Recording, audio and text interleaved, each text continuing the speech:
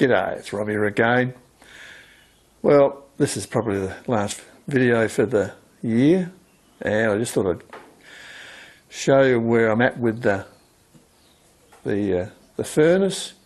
It's complete, all the welding's done, and it's even got a coat of potbelly black on it. And you can see I've made a few extra changes. I've put a part on here you can slide a handle in to wheel it around. Put an angle brace across on both of the wheels so you can give it a bit more support, although it was pretty strong the way it was. And I've put a couple of tabs on the lid so I can rest stuff on there to preheat it without it rolling off. So that's all you need, just something to keep it in place. And she's ready for the insulation now, and yeah, I'll come in the other side and we can have a look at it. Looking at it here, you can see the lid swings back. And I've put a little cutout here so I can put the crucible handle in there, so the crucible will drop in there and the handle will just stick out the side. I don't really like the crucibles with tongs. I prefer the handle, and some other people have done these and used a handle as well, and that should be enough. And yeah, it's all turned out pretty okay. Not bad for junk, I suppose. Or so there's no such thing as junk really. Looking inside, you can see the next thing is to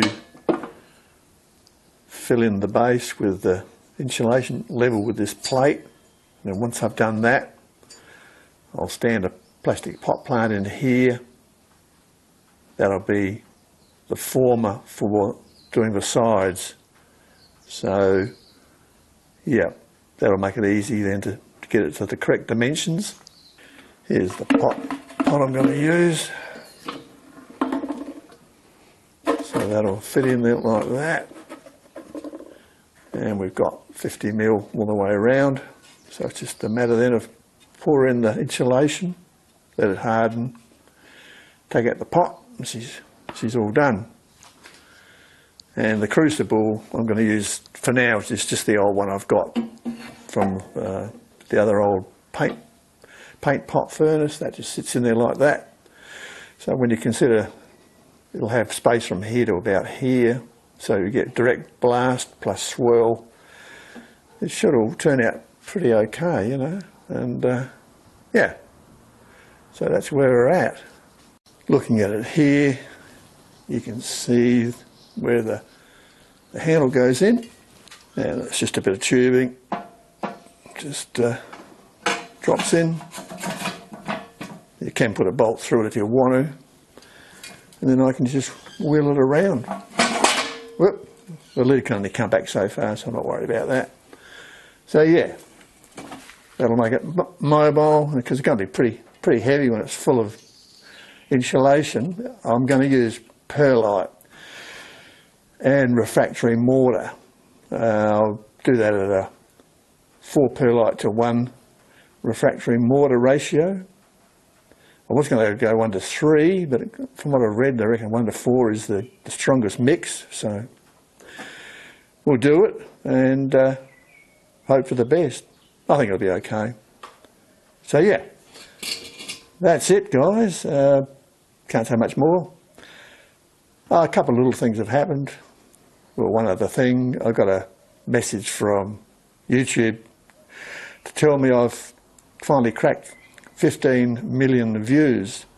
So that's a pretty big milestone, I suppose, considering I was only going to sort of aim for 1 million originally, and the only reason I did the channel was it just happened by accident, you know. It's just sort of something that that started up when I shot a video. But so yeah, 15 million views, and that's taken me 11 years to do that. And I got about, what, 37,000, is it 37,000 subscribers, I think. So yeah, for a little channel that was never meant to be, it's done okay. And when I got to 10 million, which was way more than I ever anticipated, I did think about giving it away, but I've decided to keep going, and here we are 50% later. The channel's still motoring along.